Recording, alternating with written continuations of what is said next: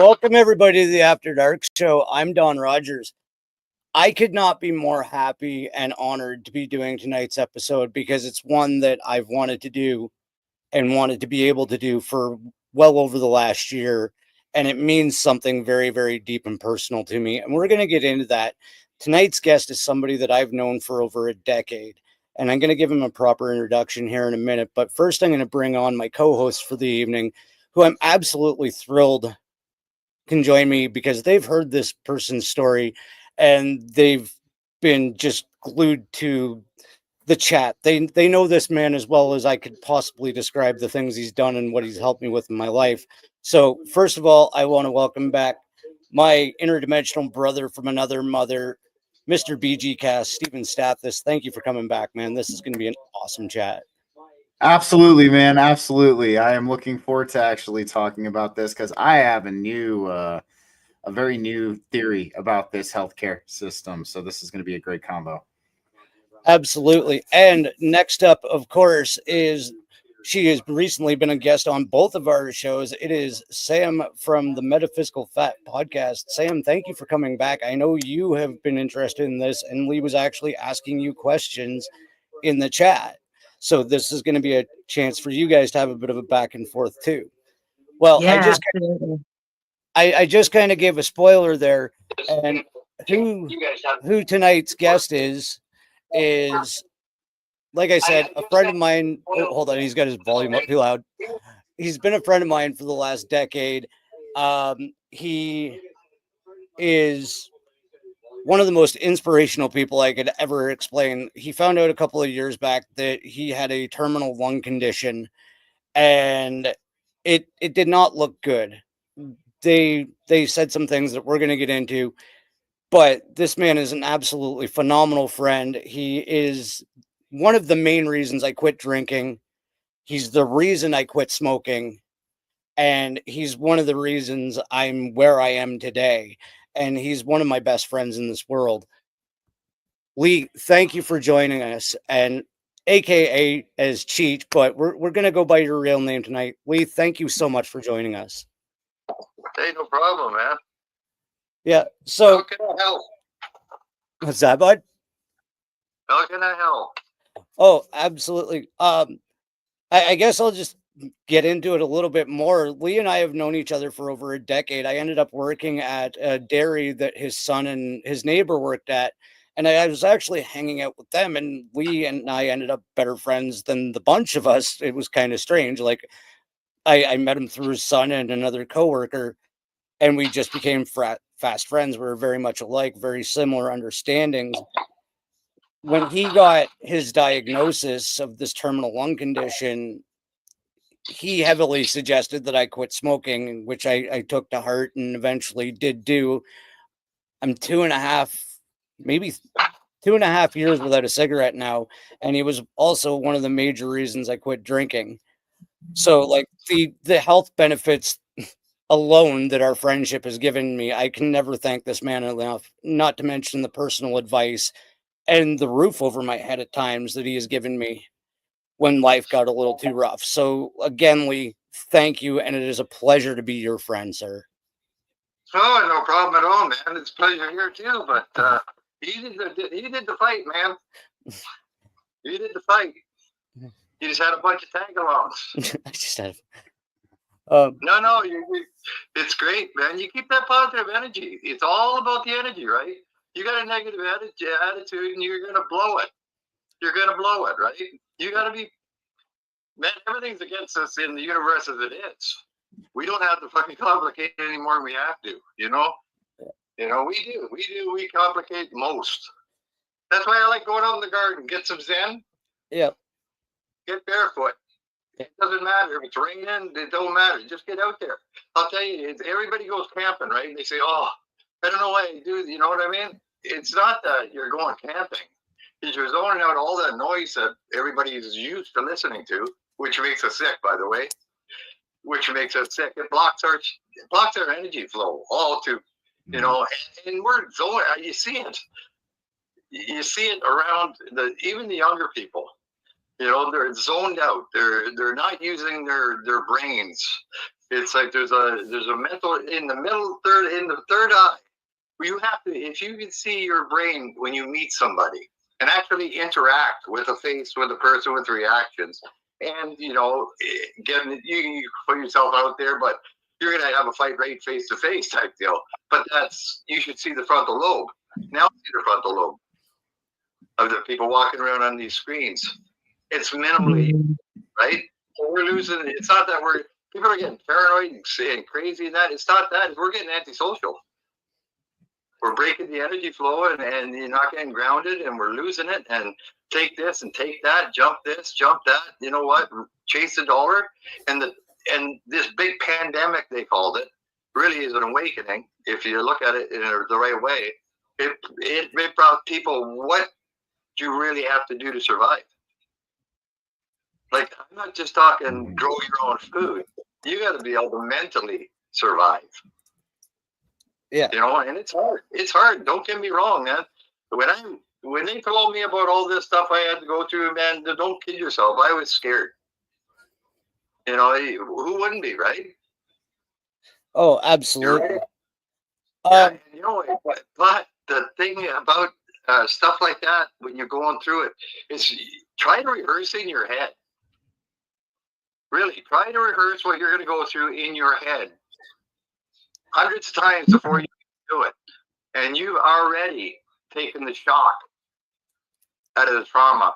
Yeah. And I told the doctors, I told them, when you put me down, you're going to have to hold me down to get back when I get back up. And they said, son, you won't be getting off the table for 6 weeks. You'll be on this trach and you'll be on. I said, you put me down, put these new lungs in me, and I'm going to do it. Oh, they said, no, it's never been done. Okay, no problem. Just do it. And you know what? They're great surgeons. Yeah. They were great surgeons. I kid you not. These surgeons are the best surgeons I've ever seen in the world. Yeah. Like, they are incredibly gifted people from God. Yeah. Can we from the hands, because to work that kind of magic. Can we actually backstep it a bit, Lee, and get into when did you find out that you were sick and what was it that your diagnosis was, so the people at home know? Like, I know everybody that's here on the panel knows because I've shared the information, but like, can you tell everybody that's listening what it was you were diagnosed with and what the process was leading up to your transplant? Yeah, it was like 25 years ago.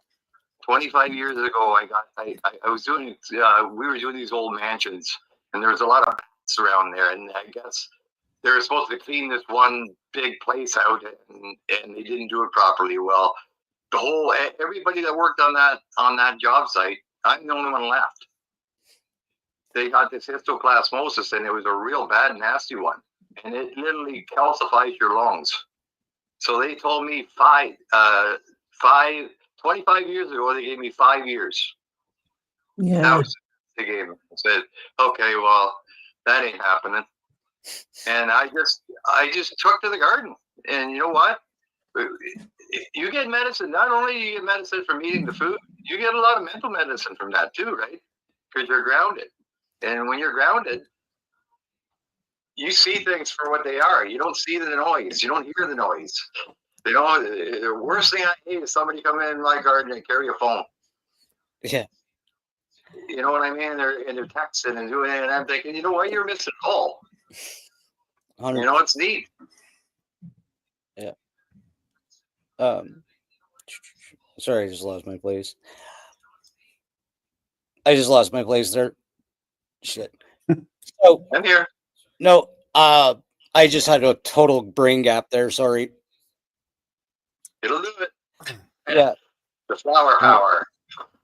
Well, one thing I want to say real fast is I think Lee here is a profound example of using the human will as a power and a force to manipulate reality. And to me, it seems like Lee has tapped into his own kind of understanding of the conscious nature of this world and ourselves and the divine spark within us. And he has channeled that to overcome this whole situation that he's been undergoing, dude. I think the divine, this was a test for you, man.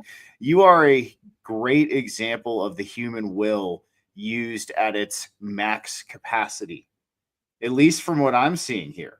So I just want to go ahead and give you that bit of credit, man, that you're using your will almost like a hammer and a chisel.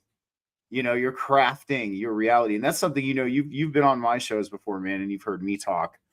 You know, we talk about how our mental faculties, you know, interact with our perceived physical experience, and this is just a good freaking example for that. It is. I mean, look at listen to him talk, like his mindset, you know, when it comes to overcoming this issue. Just like you said, man, you were given 5 years to live 25 years ago, and here you are.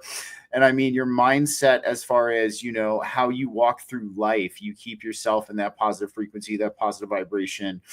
You have the understanding of how this healthcare system and this medical and industrial complex is, quite frankly, in my eyes, trying to kill people like us.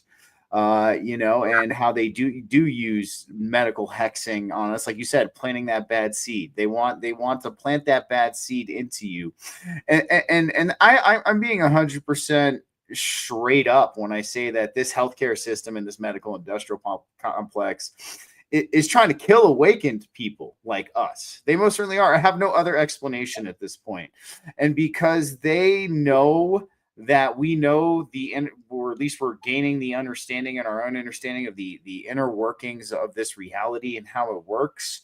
I think that's why it's even more so used against us, you know. And so I just wanted to say that real quick, dude. You have channeled the human will into a force that is shaping your destiny, your reality. So nice work, dude. I mean, I'm sure you had a feeling that you were doing this the whole time, but now you know this is what you were doing the whole time. So good on you, man.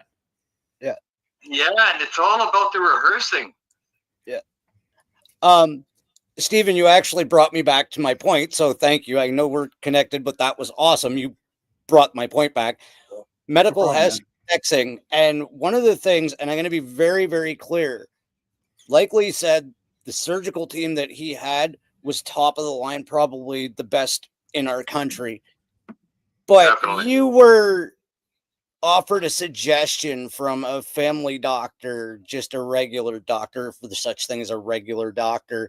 And it's something My that's, doctor. yeah, your doctor, your own family doctor. And here in Canada, we have a program called Medical Assistance in Dying. Now, if you want to talk about medical hexing, what was their approach when they brought this to you, and how many times did they bring this up? Oh, my doctor brought it up 3 or 4 different times. It was like, come on, man. You know, it's almost like they're getting paid for this shot. You know what I mean?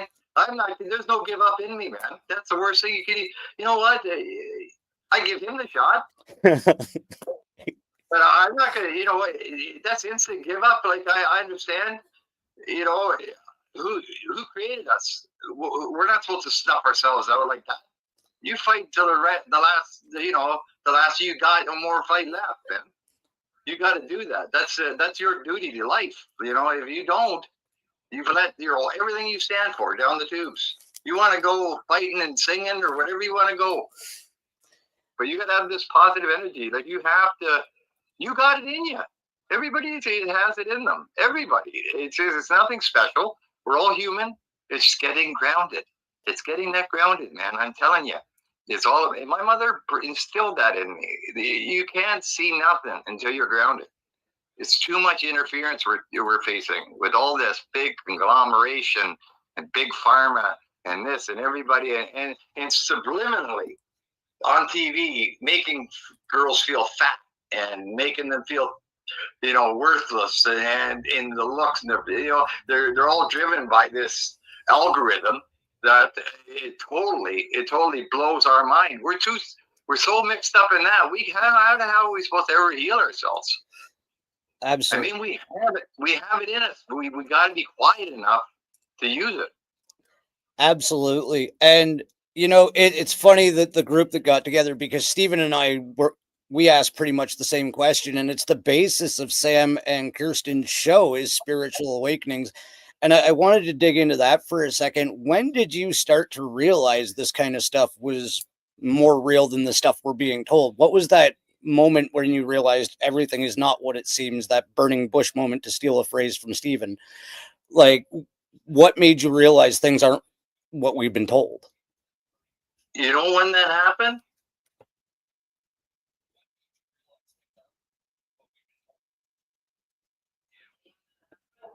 Oh, you still there? No, I lost you there for a second.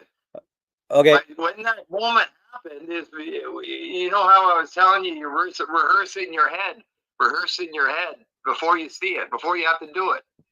Yeah. I was laying there. Get this, I was laying there, and for some reason the room looked familiar. Never been there. I never been in the OR. In that OR, anyway, they wheeled me in. The smell was there. I remember the smell. I remember the color of the light. It was a real blue light. Like it was a real different kind of light. And I remember the guy coming, okay, you're this far now, let's go. And he put the mask on my face. And he said, don't worry, we got this. That's when I knew. Yeah. Interesting. Absolutely. It was by the book. It was the smell. It was the feeling. But you know what? It was all positive. It was all positive. There was no doubt. Yeah. There was no doubt. That you knew you could interact there was no doubt. Once I did all that, I seen the operation in my head. I seen it. I wasn't afraid. I was enlightened because I seen it work out. Yeah. And when I come to, it was like, apparently, I don't know, they said I spit the vent out 2 hours after surgery. Sat up 4 hours after surgery. Standing on the bed about 6 hours after surgery. And they had to chase me out of the hospital. I went out of the hospital. I literally got out of the hospital. Yeah. And no word lie. I was out of it. I can't remember doing any of it, but I mean, hey, I'd seen what I seen, and I knew what I knew, and it was all rehearsed. It was nothing new. It was like it was played before. You know, it's a really weird thing until you go through it. But I'll tell you, man, oh man, when you wake up and you come from something like that, the clarity, it hurts your eyes. Oh, I can absolutely imagine. And you've actually left a lot of people baffled, because I know if people don't understand why you're talking about your recovery time, you were supposed to be in a coma for at least a month. I was supposed to be in bedridden on an event for at least 3 weeks to a month. Yeah. 2 hours. They were supposed to put a feeding tube in. I wasn't down long enough. In fact, you want to hear something funny? They didn't even have my drug delivery system. They normally give you a pain pump. I was up out of bed so quick they didn't have time to do the pain pump. Wow. The nurses were scrambling to get the pain pump for me. Well, Sam in another life was actually a nurse, so she'll know exactly what you were talking about. Like, yeah, couldn't get it done fast enough. This guy is, you know, they're trying everything. You know what? I don't want no more drugs. I'm out of here. I told you, get the freaking things in me. I was running stairs in 4 days, 5 days. Yeah. And you know, I had the physiotherapy. Literally, the doctors were laughing their asses off because I came into the room not huffing, not puffing, not a sweat on, sit on my bed, and the physio would come up to me about 45 seconds later, breathing hard, going, holy shit, you can't slow that guy down. You know, I told him I wanted to this hospital. Week and not even 2 weeks, and I walked out of the hospital without a cane, without a crutch. They told me, oh, I had to walk in this walker and I had to use this walker. And I kicked the thing across the room. I said, I'm going to sit my bare ass back down on this bed. I said, because I ain't freaking walking with that thing. I said, you want me to walk? I'll walk. You want me to crawl? I'll crawl. But I ain't using that thing. And they said, well, it's customary. I don't care. I'm not custom. Yeah. And they said, well, you can't do it. Finally, the doctor said, let him go. And ironically, here's the ironic thing, is the surgeon that did the surgery did the actual first lung transplant in Toronto General, and it was his last lung transplant for his career. Really? And to have somebody off the table that quick is a feather in his hat, I'll tell you, because that it was listen, it was so it was so by the book operation that it baffled them. It baffled them because they never used no blood products. They never needed to. That's how quick it was. It was boom, boom, boom, boom, boom. There was no hiccups. There was no nothing. It was like, you can't say there's not a divine intervention right there. You can't. Yeah, I was just gonna say, Lee, do you feel like you've had a bit of a hand from the divine guiding you? Do you feel like you've had unseen forces guiding you through it? Yes, for sure. For sure, that's a given. That's a total given. Yeah. And they had actually, even before you went in for the operation, they had already dubbed you an enigma because you were functioning on a level of oxygen that you should not have been conscious, much less walking in under your own power. Do you want to like take us through like what that experience was? Because I remember the stories, and this man is the true like definition of laughter is the best medicine, because like he just had this, oh well, if I'm gonna die, I'm gonna die, but I'm gonna go laughing sense about all of this, when a lot of people would have been absolutely terrified. Like, he was telling me fart jokes while he was waiting in the waiting room and ranking his farts on how he would crop dust people in this office, and it was just like, you know what, fucking right. You know, what are they gonna say? You're on 20% oxygen that you're supposed to have. Cry me a river, I farted, leave me alone. Right? Yeah, you got to learn to laugh, right? Yeah. If you don't laugh, man, it's all the positive. It's all the bad juju. We got to get rid of that. You know, I just walked outside there and just looked out the garden there, and I get this Zen feeling. Yeah. Oh, absolutely. So one of the things that you've attributed to, and even some of the medical staff, and your daughter and wife are both nurses as well, your tea. So I would love to get into your experiences with plant medicine and how they've helped your healing process and your longevity, because as you said, you got a 5-year diagnosis 25 years ago. Do you want to dig into that? Actually, my long doctor died. The guy that diagnosed me. So it says something, doesn't it? Absolutely. When did you really start getting into the plant medicine and developing your own strains of marijuana and developing your tea? Because that actually is part of what's kept you and kept the inflammation down from this terrible disease. Listen, my tea is it's the essence of me. I'm one with the plant. The plant is, you know, but you have to respect it. Like, people just use it recreationally and they pop their brains out and they lay around the couch and you know, that's not why. Marijuana with the gods is a reflection drug. It's called a mirror drug. And whatever is bothering you in your soul will be magnified when you smoke that marijuana. So if you're feeling really negative and bad about something, you're guilty about something, you did something to somebody, it's a secret you can't keep, and you smoke marijuana, well, that marijuana is the mirror drug. It's supposed to open those doors to let you get a peek at what's bothering your soul. And the problem is, people are using it wrong.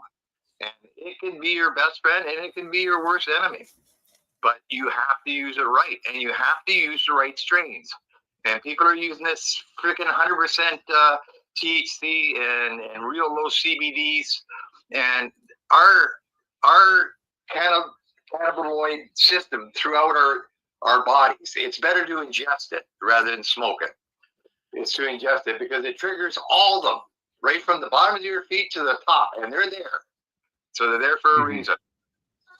So these strains that you have to look for have to be even.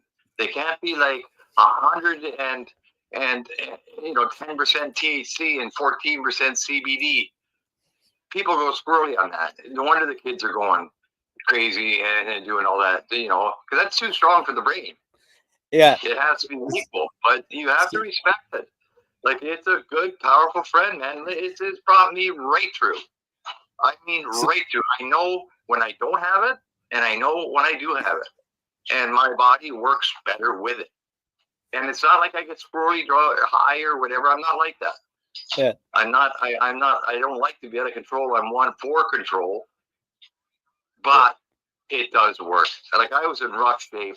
I came home. I was on all their painkillers and pills and this and that, and I just wasn't feeling right. And I knew in my fridge, in my freezer, was the cure that's going to fix me. And they said, well, Mr. Mclaughlin, it could be that THC and CBDs will interfere with this one rejection drug. I looked right there. I said, that sounds like Big Pharma talking to me. Pharma showing its face right there. Yeah. To tell them, put that out. That's when I went home and had it. Yeah. Well, and you know what? It fixed me up. I mean, it's not 10 minutes, 5 minutes. And I was doing my thing again and feeling half-ass human again. And I haven't looked back since. Yeah. And it's the plant, but in moderation, in the right doses, the right genetics. Like, you hear these guys, bud tenders, and I laugh at that. I laugh at these guys, man. Like, there you got Joe Blow. Yeah, he's a bud tender. Okay, what the hell's a bud tender? You don't know what CBDs is. They read the label and tell you don't know the effects of what's going to do to that poor kid. What sends you to the moon might send him to the psychiatric ward. Yeah. And people, Big Pharma's all over this. Big Pharma is all, you wouldn't believe, back in the day, before my licenses and before my breeders stuff came through, Big Pharma was already involved. Bayer, the aspirin maker, sent me boxes, cases of these, because I was on my license. I was one of the first ones to receive it. And they sent me this stuff that you sprayed under your tongue. And it was a sativa.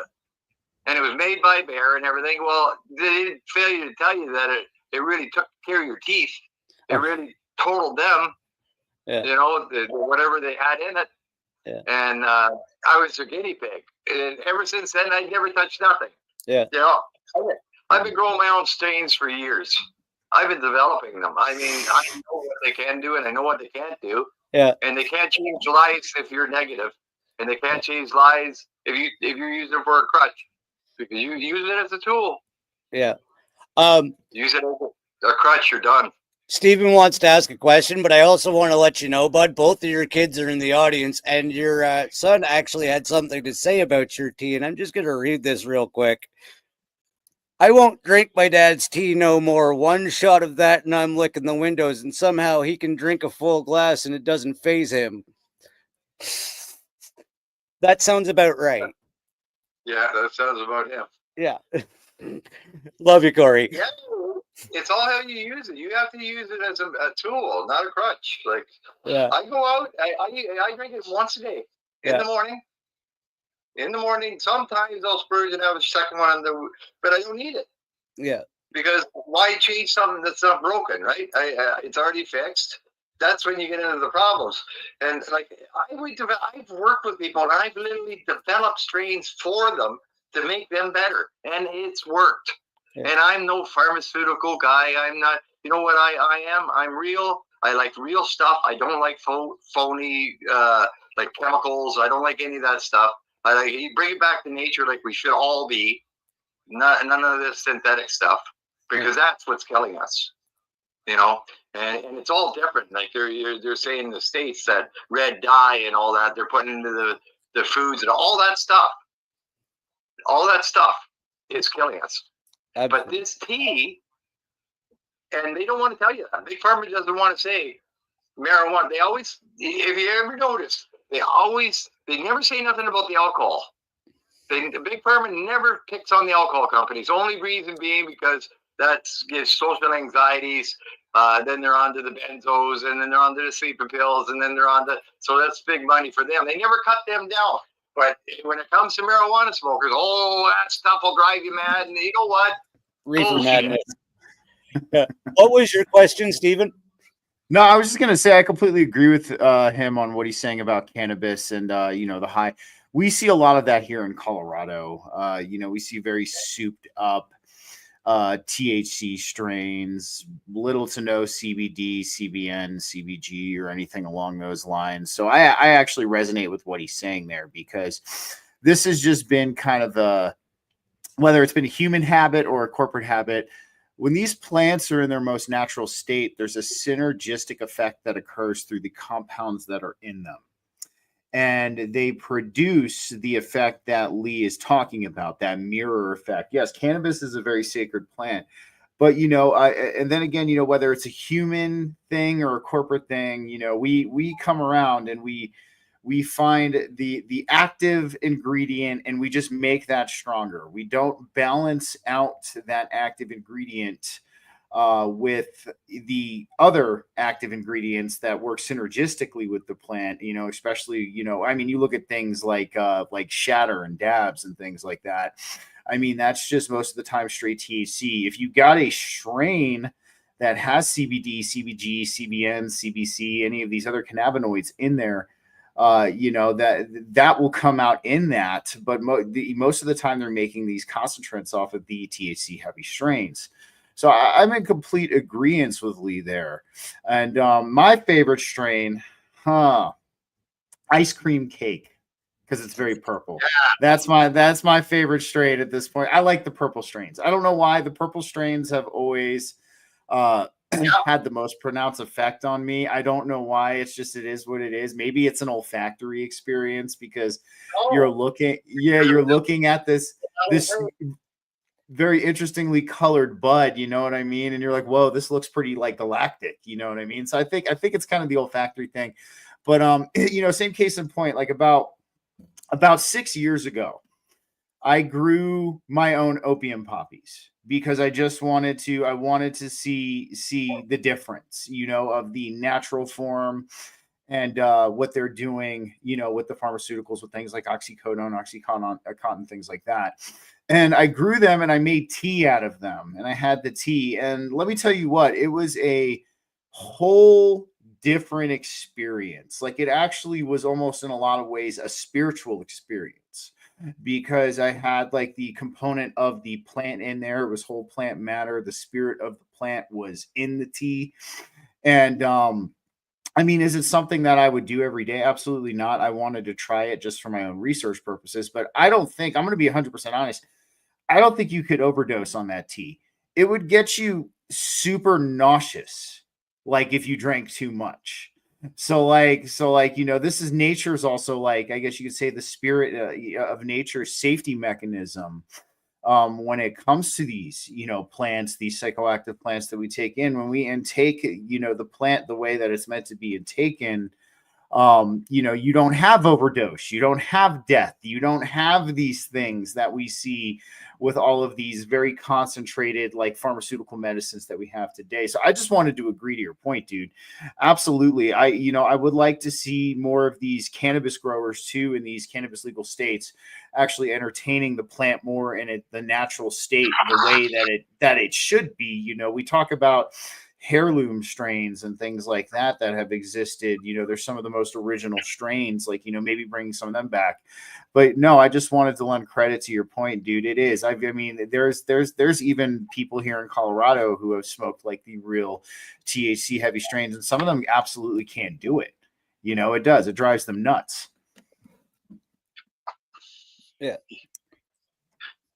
Go ahead, Lee. Yeah, you're right. You said that so well, man. That was right on the spot. Like, you got it, man. There's no definite. You got the message on that stuff. But he's right. He's totally right. It is a worship plant, and in the right hands, in the right person. And I understand totally what he's talking about doing the poppy thing. I understand that too. It's the human mind wanting to try, right? And that's the exact point we're trying to make here, is the human mind isn't trying anymore. You know, that's the problem. It's all AI. It's all these computers. It's all this. We need to use our minds again. We're adapt. I mean, we're a chemist machine, walking chemist machine that can get ourselves. I mean, you can chop an arm off and live, and still go. You know what I mean? And we've lost the function. We really have lost the function of getting together and using all the energy together as instead of one energy. It's a pretty small light, man. But you get a whole bunch of people in the right room with the right people, man, you can move mountains. And there's nothing going to stop. And we all have it. That's the thing. I'm no special guy. I was taught well by my mother. My mother is the root of my inspiration. Like she was grounding, very grounding person.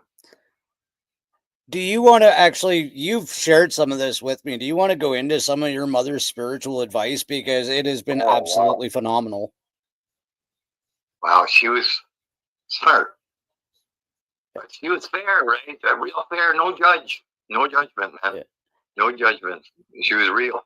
I didn't mean to put you on the spot. Basically, his mom read him stuff and taught him about working with reality and working with the universe from a very, very young age. Oh yeah, definitely. Bare feet in the garden, man. Yeah, and feel the energy because we all have it. We have the like I'm saying, we just need to be plugged in.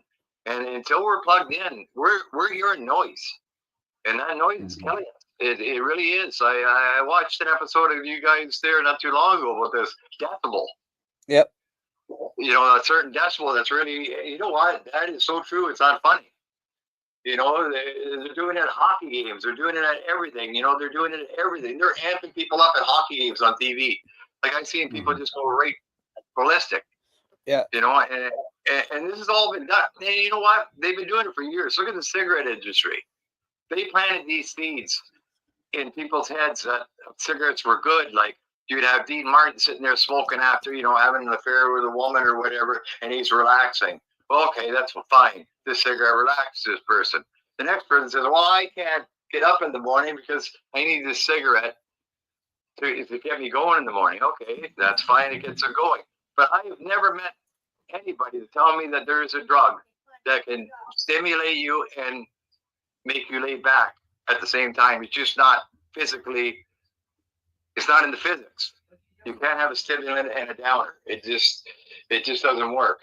And that's what they're trying to say the cigarette is. And they brainwash us. So every commercial, every movie, every time there was a stressful moment, they were smoking. Every time there was a kiss in the back seat, there was a cigarette. You know, every time they had a crack of beer, there was a cigarette. And it was planted in our seeds. And that's why we all smoke. It's because, you know, it's Russian propaganda. And that's all it is. Yeah. And they've taken us totally over. And until we get back to the basics, back to the natural state of feeling again, actually feeling, and actually trying something and failing without, you know, fact checking it or whatever, you know, that people do nowadays. I think if you take half the energy and just put it into yourself, you got it in you. It just needs a release. But you got to rehearse this big stuff, man. When you're going to go through something big in your life, and it's going to hurt, whether it be an operation, whether it be court, whether it be this, whether you got to get this done or whatever. Do it in your head. Yeah. And you know what? Think the worst. Think the worst. It might sound freaking stupid, but think the worst. Because you know what? It'll make the good that much better, man. When it comes true. And it does come true, but you got to be realistic. You got to see what you're seeing and get the trauma out of it before you have to go through it. Because then the trauma hits you twice as hard. And then you're in the hospital for, you know, 8 weeks, 10 weeks, or a year, or whatever. You know, I just think you got to go into it. We got it, man. We all do. I mean, you guys, I've been listening to the shows you guys do, and you guys got it. I mean, everybody's got their different light on it, and that's great. A bunch of different lights makes a good spectrum, man. Absolutely. And, you know, you guys are like, I watch some pretty talented people on this airwaves, and you know, a lot of them know. A lot of you guys know you, and definitely you know your stuff about the cannabinoids. So I mean, that is a big thing right there. You know, to know that, to know what you know, because a lot of people really do not know what you know, and I can tell because I did this long enough that I know the bullshitters from, the guys that go online, they read about a strain, all right, or they grow a seed and the breeders did a hell of a damn good job breeding that seed, and you can't screw it up and it comes out good. They take the credit for it. I know you're not one of them, because they wouldn't know what you knew about that cannabinoid system. They know about the CBD, but what kind of CBD? What alpha CBD? What shelf is that CBD on? Because you got to remember, there's millions and trillions of skids of nuts and bolts of those same strains out there that have never had before. So how in the hell can you say this is this unless you do the research into it? And what you're saying is the healing. A lot of the CBDs you were talking about are the healing. Because everybody says, oh, CBDs, no, CBDs are the medicinal end of it. But you got to remember, when they're burnt, you're losing half those. You're losing half those up in smoke. They're gone. Now, if you vape, it's a little bit better. Induced, like when you eat it or drink it, in the right doses. I'm not saying make because it can be bad if you eat too much. But that's why you monitor with the tea. The tea is really, it's almost instantaneous relief. It's almost like, the feeling you get when you take a shot. You feel that rush, that little bit of warm. You get up that shot. Well, that's the same. Yeah.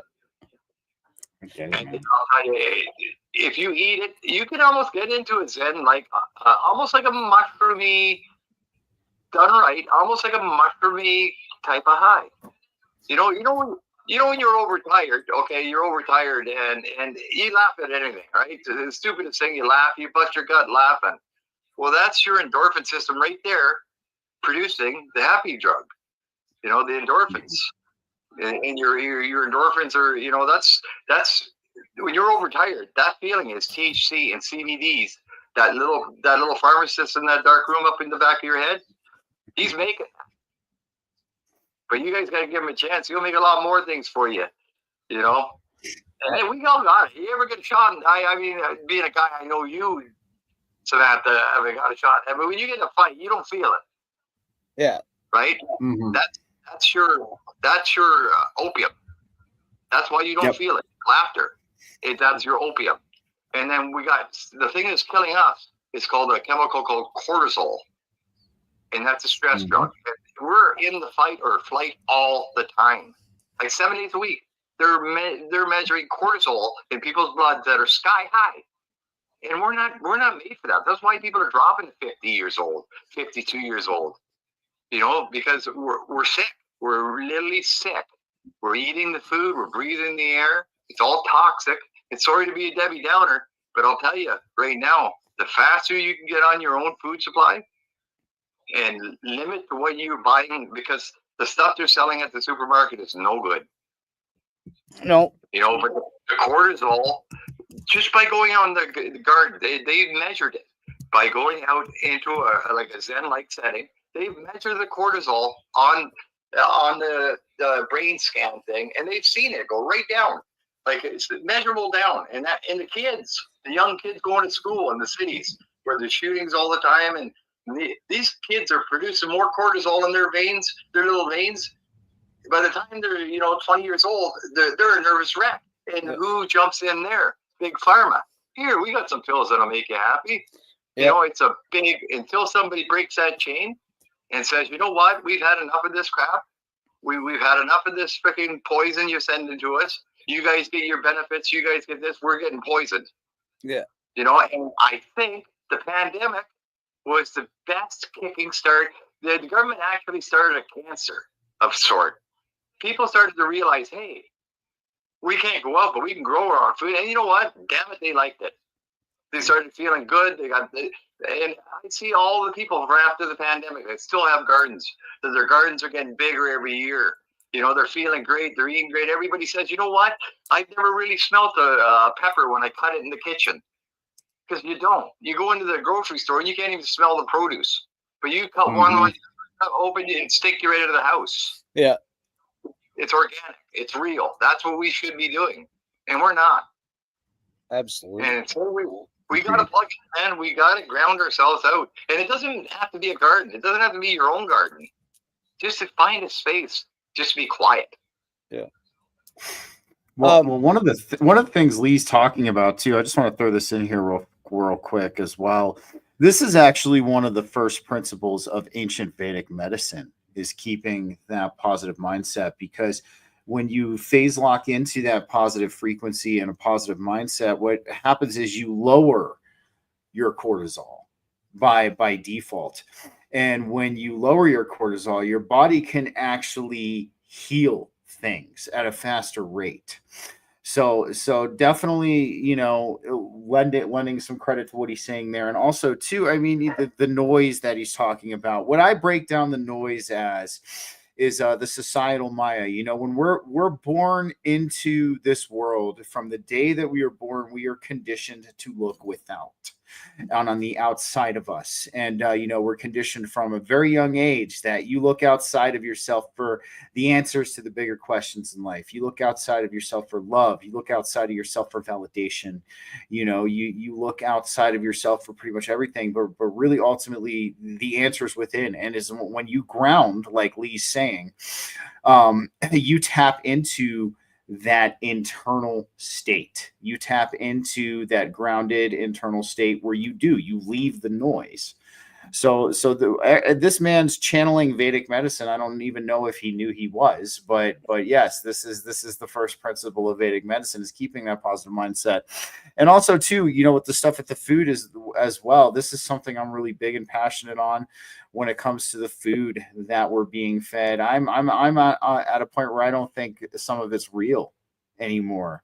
This is fun. I've talked to so many people of the old age, of the elder age in my years, and they will always tell us how the food tastes different today.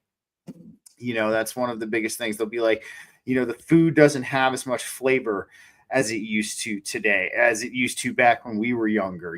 Everything is bland. It doesn't have the punch. I mean, and you even look at the difference between a wild strawberry and a strawberry you buy at the store. You get a wild strawberry. They're very small fruits, guys. They're not these big plump things that they sell in the store. And the wild strawberries, though, have a taste that's on a level that supersedes anything that any kind of strawberry that you can buy in the store. So it is, man. It's due to there's so many things behind the food. It's not funny. Yes, they're trying to attack our mitochondria, so we stop the production of endogenous DMT. That's where the glyphosates come in, as far as that goes. And then also too, they're trying to kill the testosterone out of men with the food as well, because men my age at least are some of the most dangerous to the control structure. And they want to diminish our testosterone. They want to wipe it out almost. I mean, you look at all of these xenoestrogens that are in these environmental xenoestrogens, these xenoestrogens that are in the food, how they're trying to put soy into everything. I mean, it's a full on attack, and Lee's right. We need to start looking into becoming harmonious with what things or how things are meant to be, as opposed to what this societal Maya wants them to be. Absolutely agree. Absolutely. Oh, excellent point, man. That was really well put. I really like that, man. That was really well put. I 100% agree with you, man. You got the right idea. You're right there, right on it. Oh. And you know what? You don't even need to. I want to be listening to you a bit more, because I like it at that level. And Samantha, like you got a great thing on this energy thing. I felt that the last time we were on. I was on the show. I was just watching it, and you were on. And I listened to a lot of what you said, and you know what? A lot of it is excellent advice. Like that's exactly what this thing needs, is more places like this, where you can get some open thought, and none of this hate and none of that crap. There's no time for that shit, But the channel, like I said before, one light's pretty dim, but a whole bunch of lights together. You know, and you know what? I'll tell you, I don't know if it's just me. I know I'm humbled by technology, definitely humbled. I don't know nothing about it, but man, something's not right. Like, some didn't want this to happen. Like, everything possible happened to stop this from even. And then Donnie thought of this setup here, which is great. You know, I'm still here. Yeah, this has been going on. Like, we've been getting interference trying to set this up since Monday. He had a power outage. I didn't get 11 of his text messages. Like, there's been interference since the get-go. So, like, there was some definite targeting on this episode to, like, try and stop it. So I'm just appreciative that it's gone off this far without a hitch. So I'm just loving this. I did want to open this up to some Q&A, because I know both of you had some questions about what he's gone through. All right, so I guess we'll start with Sam, since you have been remarkably calm and quiet this episode. I can take it, right? I've been taking it all in. There's been, you're absolutely astounding. As Don rightly said, I used to be a nurse not so many moons ago, but so I've got a bit of context about what you're going through, and I am absolutely astonished. I'm not going to lie, and I do think, just to touch on what Steve and Don have also said, I really do think it's a testament to your strength of will and determination, that you've not taken what people have said to you, because that's one of the big things, isn't it? When people come and say, you put your faith in doctors, you put your faith in nurses, and they go, oh, you've got 5 years to live. It conditions you. It's almost a death sentence before you've even left the door, you know? So I want to give you some appreciation for that, because that is amazing, really. And I think it's just deconditioning ourselves to really tap into our inner knowing, tap into our inner technology. I mean, you touched on that before, and how the spirit of the plant actually communicates with the body, and going on a more spiritual kind of pathway. What I did really want to get into there was, you mentioned when obviously I did Don's show that you could see auras, and I really wanted to get into that, because I do feel you've got this really strong spiritual component, and touching on the psychedelics as well, which I do. I've never had psychedelics, by the way, just for a full disclaimer. But I do know a lot of people that have had them, and I do feel that gets you deeper into kind of your spiritual process, and that's really what I want to touch on. I feel like this has really helped you. What are your thoughts on that? I think that you're 110% right on that.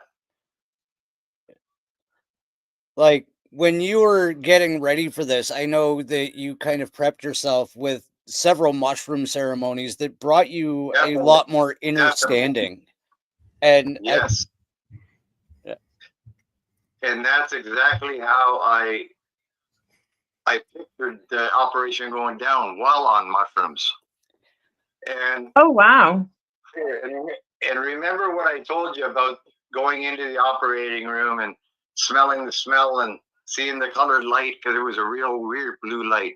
Something you'd see, like, if you're in a petri dish, that'd be like, that kind of color. Really weird, really, really weird. And I've seen all this. I've seen it happen on the mushrooms.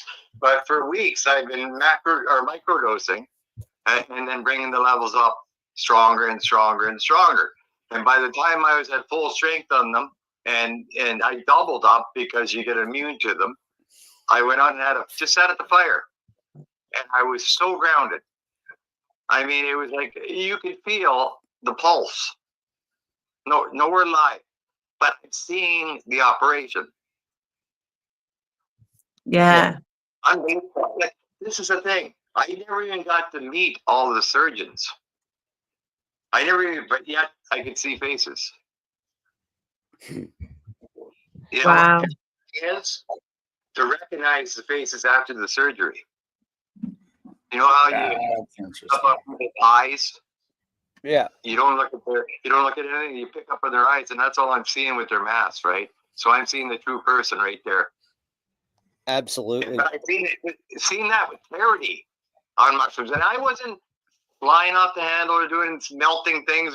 No, it was totally different. This was totally clear, and it was like all that, because right at the time of the surgery, my mom passed. So I didn't deal with that, right? So all that had to come out. The scourge had to come out. Like, you know what I mean? All the pain, everything. And it came out. And when I went in, you know what the ironic thing is? I said to my wife, I got a strange feeling that call's coming. She goes, it's been 3 times we went down there. And, I said, no, this is weird, man. So I'm out in the garden and I'm planting all the plants. I got one more tomato plant to put in. And I'm tired by then because I'm on oxygen. I got a backpack full of oxygen. I'm still planting the plants, right? So I put the thing on like this. I didn't even get a chance to water it. My phone rings.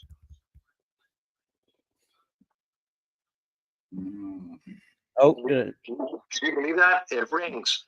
The last plant, just got it done. It's Toronto General. We got the perfect match for you. Get down here, and I just dropped everything and gone, right? It was like, it was over, but it was so staged. It was like, it's hard to put a finger on it. It was like I knew it was going to happen, and it's like I'd seen it so many times. Even to research your what you're going to go through and picture it just takes some of the trauma out of it. It really does. It's like, and there, I think this post-traumatic stress injury. I think that's a big thing too. People are, it's all with the cortisol levels. Because people are going mad. Their brains are running on like hyper, fight or flight, and these are kids. Yeah, man, their hormones are going a million miles an hour as it is as teenagers. Add a little bit of stress and that kind of stuff, and then drugs on top of that. Yeah. No wonder society's sick, right? Yeah. You actually touched on something we were talking about in the background in our little chat that we have going on. And it was about visualization on psychedelics. And you were saying that you were seeing these people's faces during your visualization on your psychedelic journey. And we were actually just discussing I brought it up last week about how you can't biologically create anything with your imagination that you have not seen in some context. So the fact that you were able to visually conceptualize these things during your psychedelic experience means that in some density, some reality, or in some aspect, you did actually see them before they happened and you helped guide the operation. That's just my take on it. Yeah, it's so, there is divine intervention there. I can't, that's first and foremost. Absolutely. Well, the other thing too is DMT, man, because mushrooms turn into DMT when they're digested during the liver metabolism after you ingest them. So when we look at what DMT is, man, this is why I'm not surprised by your experience. DMT, we release that before we're born. Some say 45 days after becoming pregnant, it's released in the fetus. Some say before you're born, before your first breath, it's released. And, it's released while we dream at night. And then it's also released 6 seconds after we die. So this is our endogenous DMT too. So the fact that you went into the experience, after taking mushrooms, I'm sure your endogenous DMT also came through into that experience is amplified because, you were technically going into a near-death setting at that point. You were, right? There was, even though you knew you were going to survive and the objective sense of what was going on, things were up in the air. So I think that also had a catalyst for your experiences too, because, let's say hypothetically and through speculation, when we die, we get that endogenous DMT dump. That's when we essentially leave our body. We can see these things from this different perspective. We can see our body sitting on the operating table. We can see our people working on the body, and you're looking at it from this third person point of view and this third person perspective. So I think the fact that you took mushrooms amplified that even for you. And have you ever tapped into maybe activating your endogenous DMT or your endogenous cannabinoids? Has that ever crossed your mind as well? Yeah. Oh, you still there? Yeah, I'm here. Yeah, I mean, yeah. I would love to explore it. You know, that is really neat that you know that. It's probably a gift even to get talking to you if you're on that end of it, because that's pretty. That's in the weeds on that stuff, and yeah, that's pretty good. So, where did you learn this? How did now I should be asking you questions? How did you get onto this myriad of the CBDs, and like, where did your quest come from? You should be on the show, not me. I mean, it's a pretty, you know. How I learned about it, man? Well, let me just put it to you this way. One of the biggest things when I was younger and I started messing around with things or sort of trying new substances, I was very smart about it. And I would always research everything before I would put it into my body. And back when I was coming up, I'm sure some of you out there know the website erowid.org. It's been around for quite some time, but erowid.org back in my day when I was growing up was like the hub to find out anything about any drug that you wanted to try, wanted to take, the doses that you needed to take, the effects from said compound that you would experience, how long it would stay in your urine if you needed to pass a drug test, things like that. Like, yeah, no, this website had it all. I'm not lying. So that's kind of where it all began. But then, I had my first psychedelic experience when I was 16 years old, and that blew open the door for me. Because at that point I was like, wow, there's more to this reality than meets the eye. And then it just was a lot of repetition, man, a lot of research. I currently am striving to be an entheogenic medicine facilitator. I believe it's something that is in the card. That's something that's in the cards for me. So yes, I've done, when it comes to plant medicines, I've done a fair share of research, man. That's how I know all of this stuff. And of course, I fucked around and found out too. I had experiences and saw what worked, saw what didn't. Like I was just saying in the chat, like this morning before my hike, I took a 350 milligram microdose of the ghost strain. The scariest substance I've done, deliriants, hands down. Deliriants are the scariest substance I have ever done. Because you hear all the propaganda when you're growing up how if you take LSD and mushrooms, you're going to see things that aren't there. You know what I mean? Or, you're going to, and we've come to find that, when you take, LSD and mushrooms, you're tapping into a very real state of consciousness. It's just temporary. But deliriants will make you see shit that is not there. Deliriants will make you hear things that are not there. And there's a lot of dark energy, in my opinion, at least, from what I've experienced with deliriants. There's a lot of dark energy in that department. A prime example, I took a deliriant one time. It was called scopolamine, belladonna.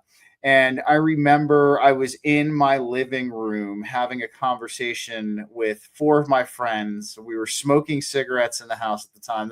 I smoked cigarettes at the time. I quit long ago. But, and we were smoking in the house, which I normally wouldn't do. And we're all just chilling, having this conversation. And then my dad walks through the front door and goes, "Who are you talking to?" And I go, "What do you mean?" I turn and I look around, and all of these 4 people that I were talking to, they were gone. They were never there in the first place. That's what deliriants do to you. And that is why they are the scariest fucking thing that I've ever taken. That sounds like schizophrenia, not a buzz. Holy shit. No, thank you. Dude, I don't know how people enjoy them. I don't. There's people who do, and I don't know how. Even to bounce the question over to Samantha.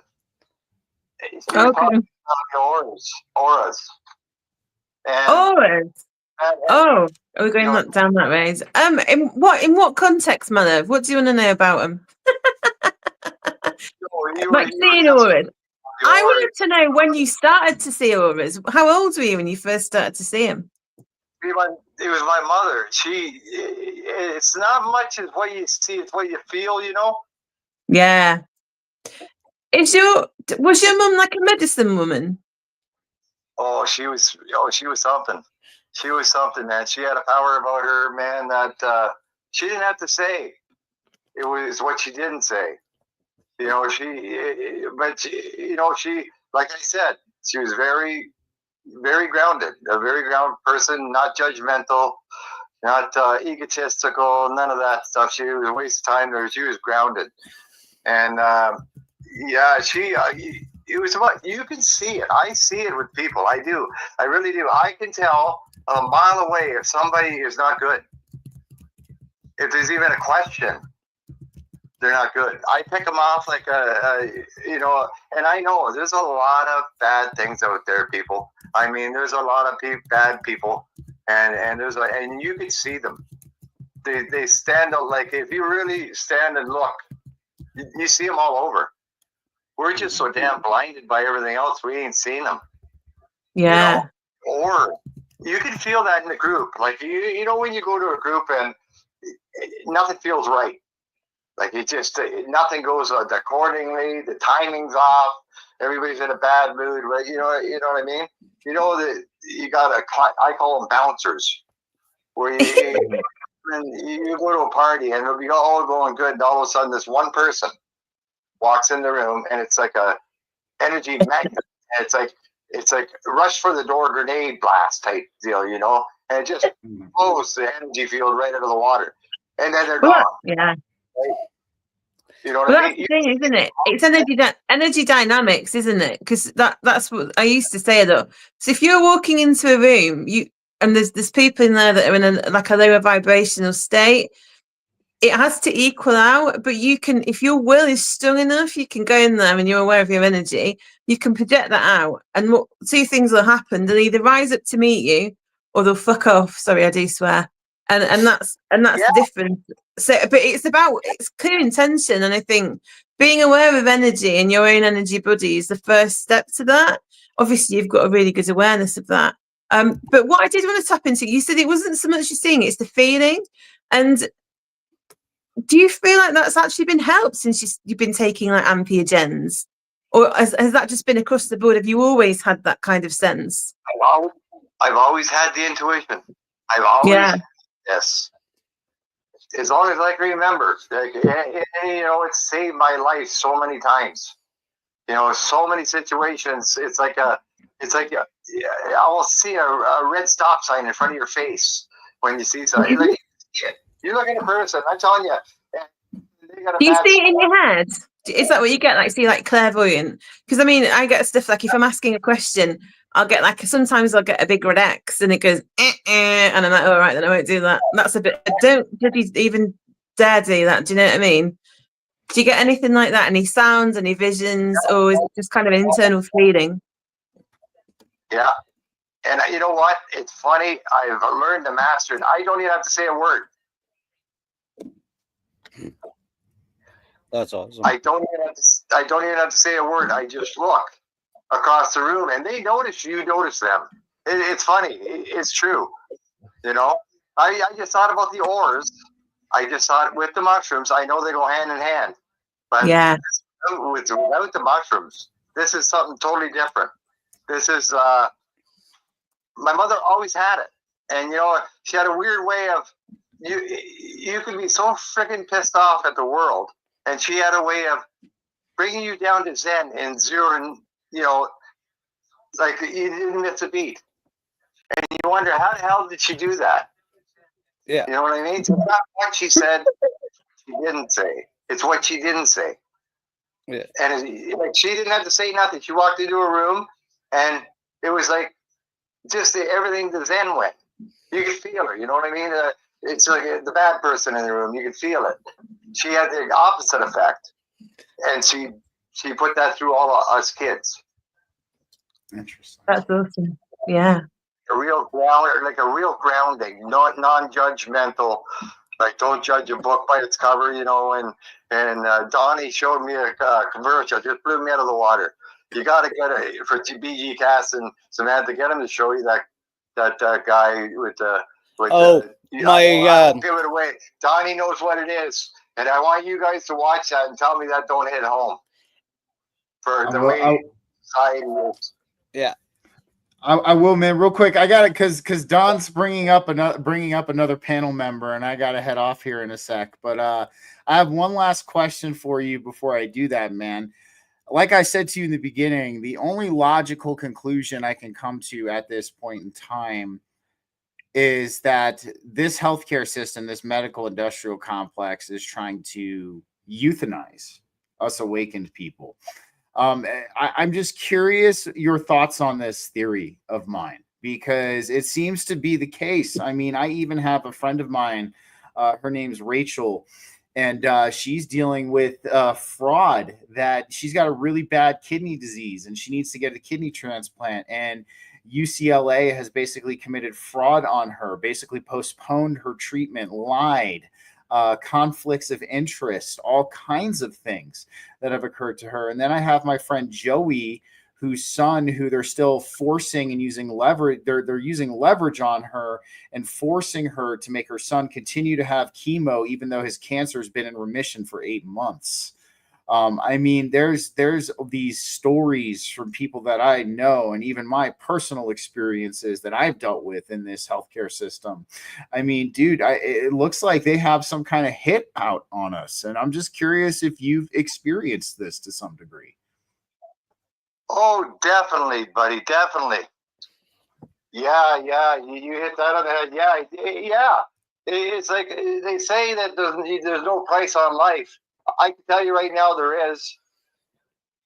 You know, they say, you know, you can't put a price on life, but man, oh man, they could package a deal pretty quick. You know, no, I think you're 110% right. I think they're trying to do this to us through the sterilization programs, through this pill factory mentality. Giving this, you know, what gets me? This is the biggest fuck up I've ever seen. Is this Ozempic? Okay, it was for diabetes. Okay, somebody found out, hey, I lost weight with it, and this big pharma says, let's. No research into it. In fact, even the pool that they used just for the diabetic one was so small and so short, they deemed it not even readable. And all of a sudden, now you got this Ozempic craze going on, and people are losing all this pounds, but at what cost? They're losing their bowels, they're losing their spleens, they're losing their stomachs, they're losing, you know, their self-esteem, because you don't even look well on that stuff. It's like what's left on the bones hangs there. You know what I mean? I think you're right, 110%. I think they're trying to euthanize us all, slowly but surely. They can't do it because there'll be a lawsuit, but they can slowly but do it through the food. And this is what gets me. This is new news. There's an aquifer that runs between Canada, United States, and Mexico. It's one big giant aquifer. Okay, there's been so much Roundup used on Earth that this aquifer is contaminated with the Roundup. Okay, that aquifer self-regulates itself out through the oceans, which it goes out through the oceans. Into the air, gets evaporated, turns into rain, rains on all the fields, thousands of miles into the jungles. They're finding Roundup everywhere. And so it doesn't matter even really that you're organic, because you're still getting poisoned, slowly but surely. It's not immediate, because if they did, there'd be lawsuits. Yeah. So they are trying to kill us slowly but surely, one at a time. This MAID program, I understand. You know, if that's, I don't know. It's just not for me. I can't say anything about the person that's suffering and the agony they're in. You know, we all got to put ourselves in that position and say, you know, because I've seen some pretty awful stuff through cancer and Parkinson's and all the other bad stuff. It's enough to make you cry. You know, it made me cry, and it did. Whoa. Yeah. Still hit home. Yeah. I'm standing in the Toronto General. This little kid, 5 years old. He walks up to me and he tugs on my shorts. Damn near pulls them down. He says, "We're going to be all right, right?" And here he's got these frickin' wires in them and tubes. For what? For what? Yeah. So Big Pharma can use it for what? Yeah. You know? These it's existing. The poor kid only had 5 years of life, right? And a lot of this is through the food. Yep. Through the fucking food, man. We got to wake up. We are what we eat. We are what we drink, man. We're fucking poisoning both sides of it. and going, what in the fuck's wrong with us? Mhm. You know who's making the money? Big fucking pharma. Yep. I think that everybody stood up now and started growing their own shit, saying, fuck all you guys that are poisoning us.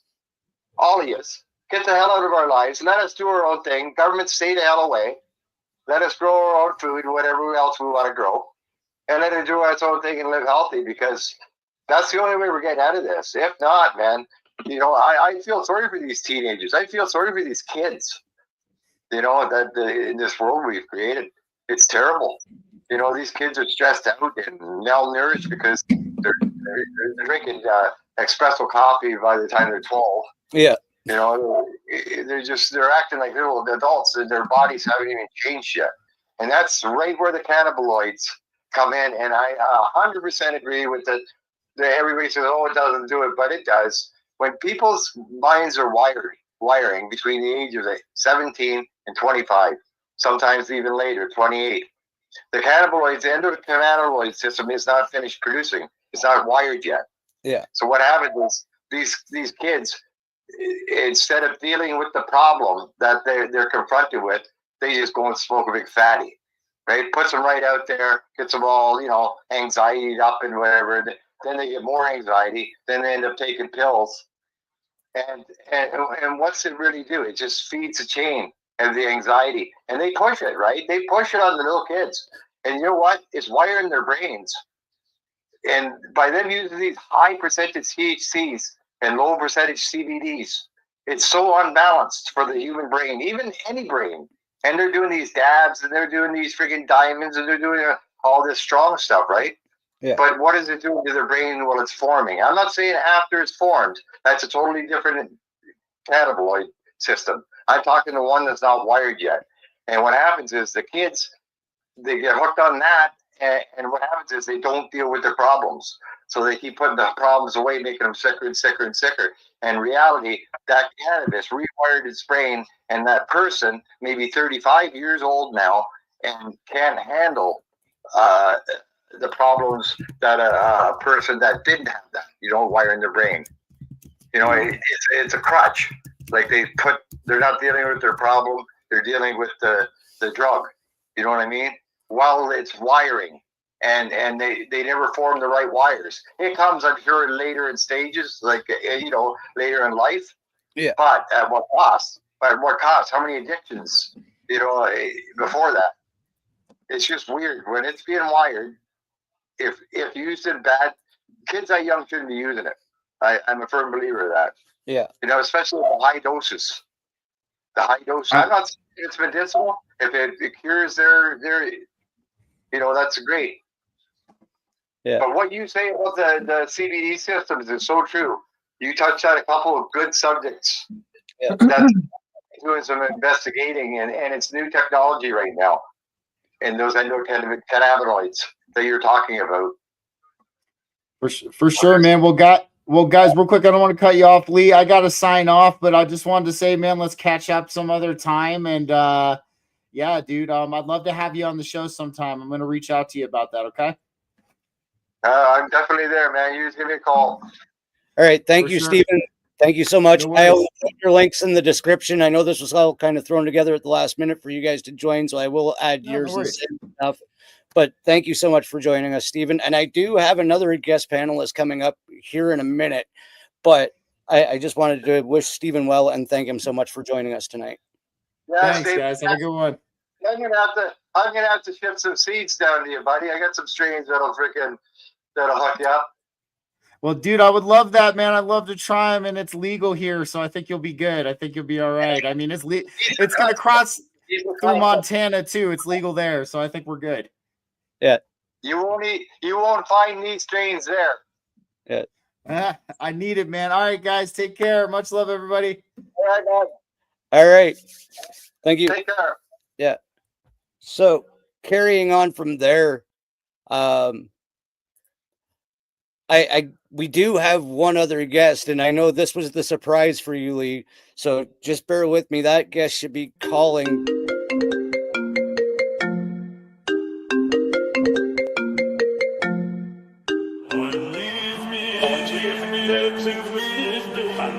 It is what man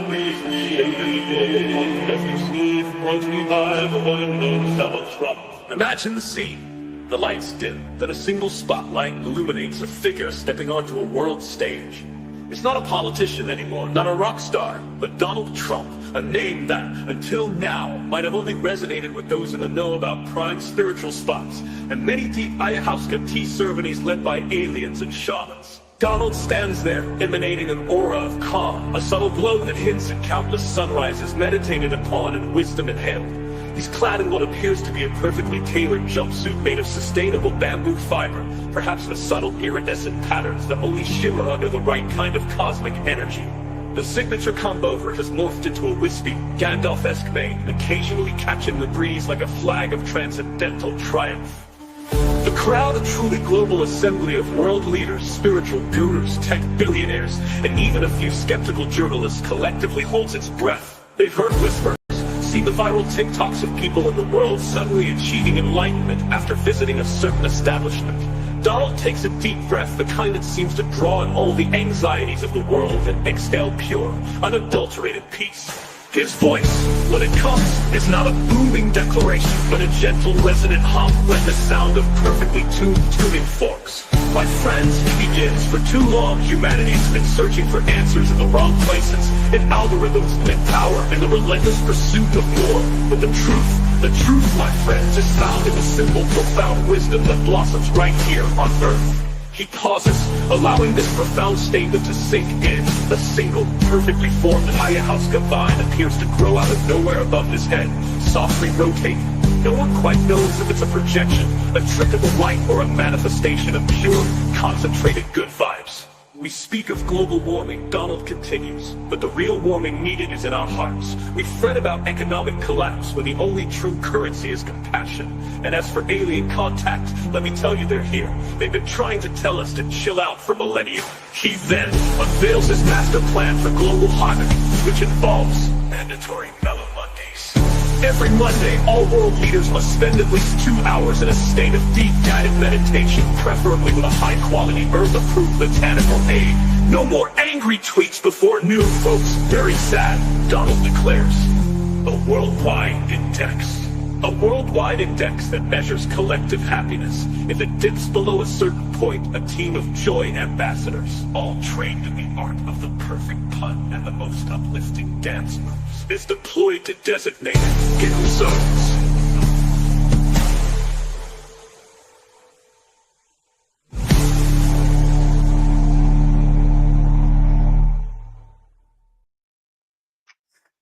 My friends, I have returned from my other timeline, the enlightened dawn, from one dawn to another.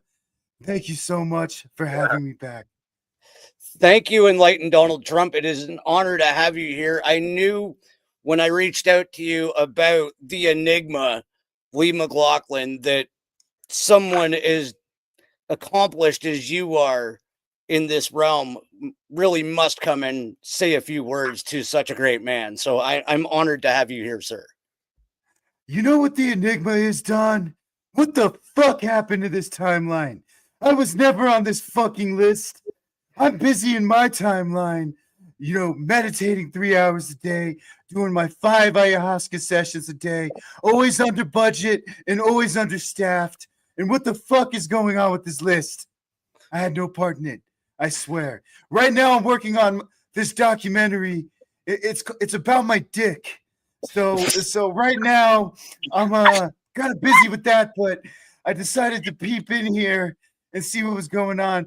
To the Enigma himself, I must congratulate you. You have done very well to get yourself out of that horrible situation. You did very good.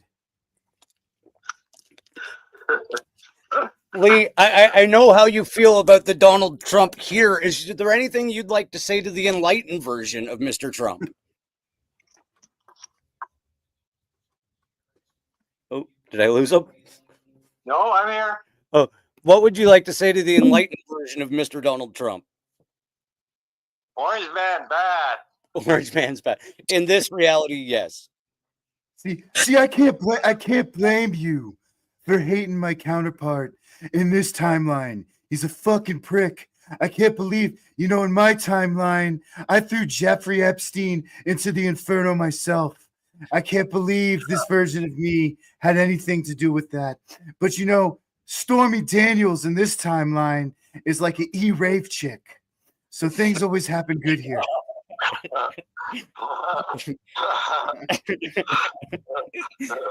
Well, I know in our private conversations you did refer to Lee as the Donald Trump of the double lung transplant, because we all know the healing ability of the Donald.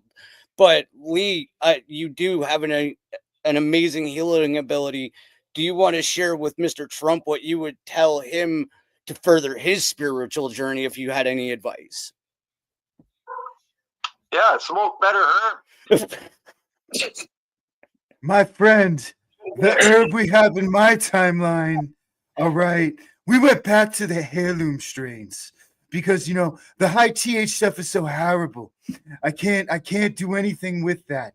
And, so this is, I would actually like you to ship, I'm going to send you my quantum entanglement machine to your house.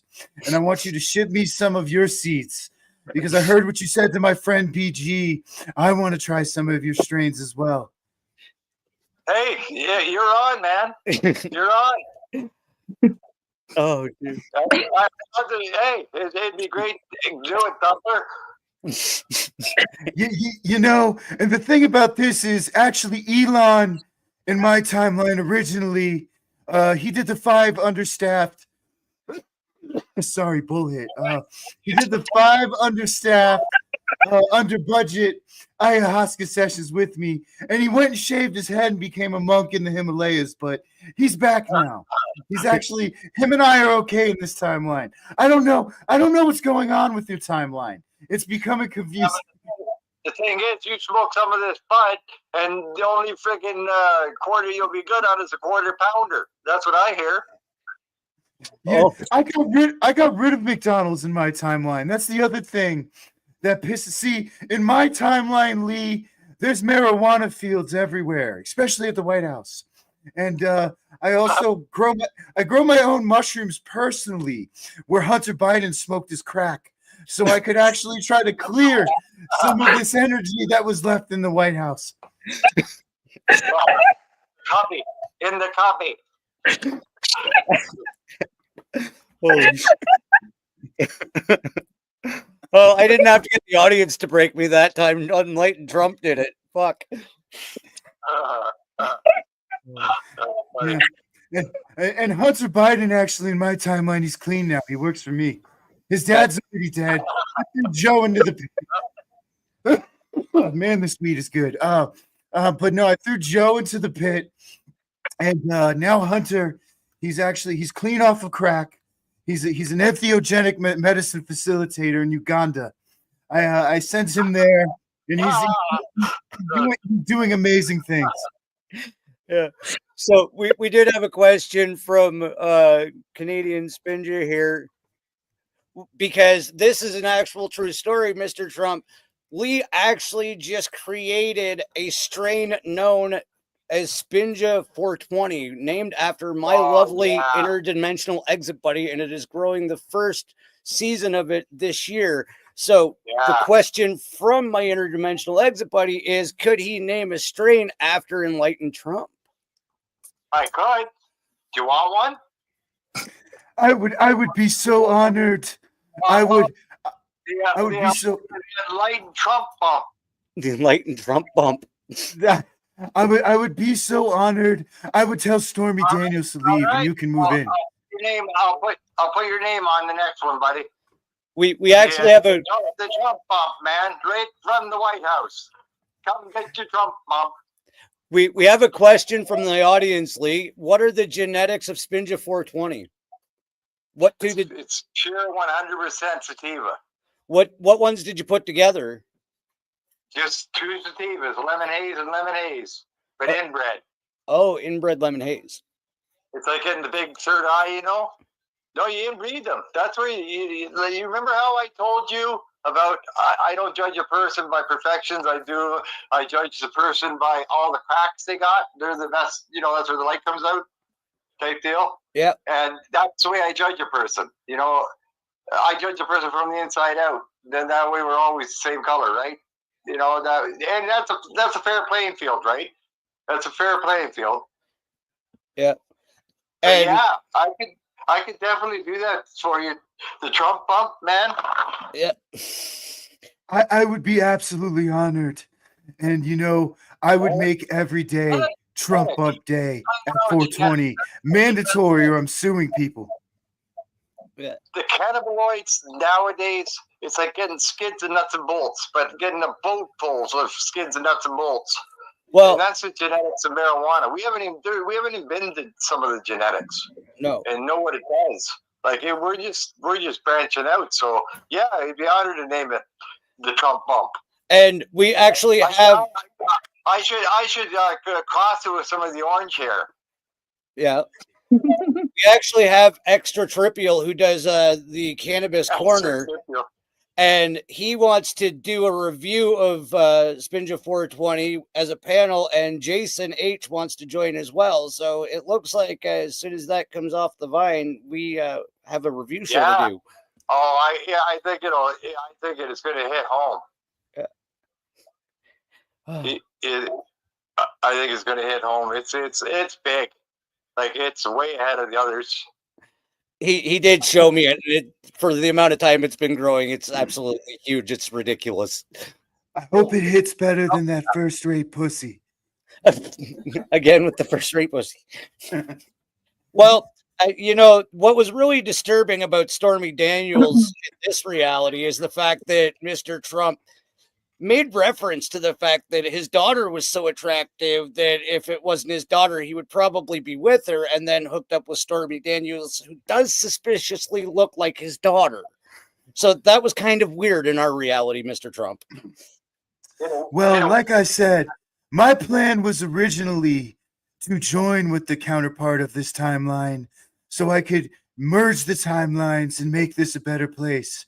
But after I found out that my counterpart is smoking the metaphorical pole of this small country in the Eastern Mediterranean, as well as smoking the pole of Mr. Epstein, I think I'm going to have to cancel that. I don't think I can join with my counterpart in this timeline. I think I'm too disgusted. It's horrible. You don't understand how horrible Epstein was in this timeline. All right, and Ghislaine, of course, you know, I threw her to Beelzebub, the Canadian devil, because that's exactly where she belongs. Yes. He was no Gilligan, eh? No. Exactly. No Gilligan, none at all. He wasn't even under budget or understaffed. Oh. Isn't it fun when the energies go, eh? Yeah. Oh my God. That's what I mean. That's what I mean when you get a bunch of the same energy going the same way. It's hell. It's just you got, and you know what? It's 100% organic. It's never happened before. Yeah. Right. So if you let it slide out like that, that's the best way to live. You know, just let fucking things slide out. Don't try to control them because you can't. Yeah. Well, listen. I don't know if you guys have seen the new South Park in your timeline. I just want to clear something up. They depicted my counterpart with a very tiny penis. And I just want everybody to know here that I have a rather large penis. That is the difference between me and the counterpart in your timeline. I just had to put that out there. Yeah, but somebody said something about your hands. Oh, it's the hand. I heard that distinctly. The size of his hands. I mean, you know, I've already activated my extraterrestrial genetics, so my hands are longer in this timeline. Yes. You know, I got about, you know what they say in your timeline. It's from the base of your hand to the tip of your middle finger. Well, that's about 15 inches for me. That's funny. Oh, all right, Lee. I know you have had an amazing month, and your story has been an absolutely phenomenal one that I have just loved sharing. I don't want to take up too much more of your time. So, Sam, if you have anything that you wanted to ask him, you have been quiet and patient. I don't know if you have anything else that you wanted to get at before we go. I did, but enlightened Donald Trump's just knocked the shit out of me, so I needed a minute. You're very welcome, Samantha. You're very welcome. Thank you, enlightened Donald Trump. Yeah, and thank you, Lee. It's been an absolute pleasure to speak to you, and I just want to let you know that you're actually one of my heroes. So yeah.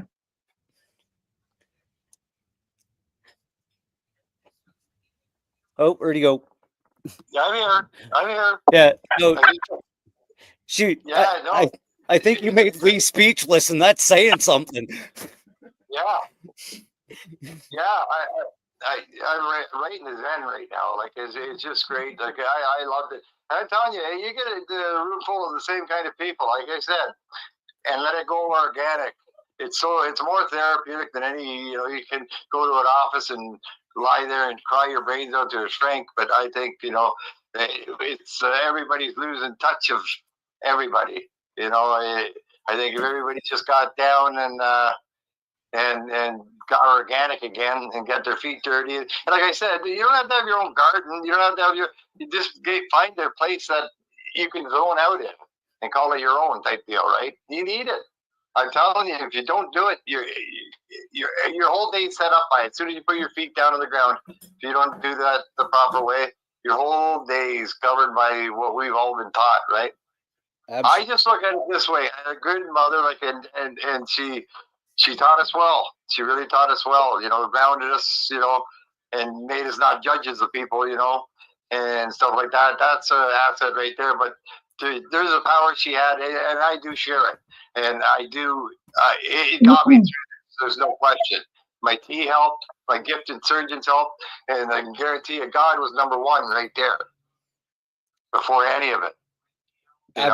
He's right there before any, because he created it all, right? So, I mean, all the power to him,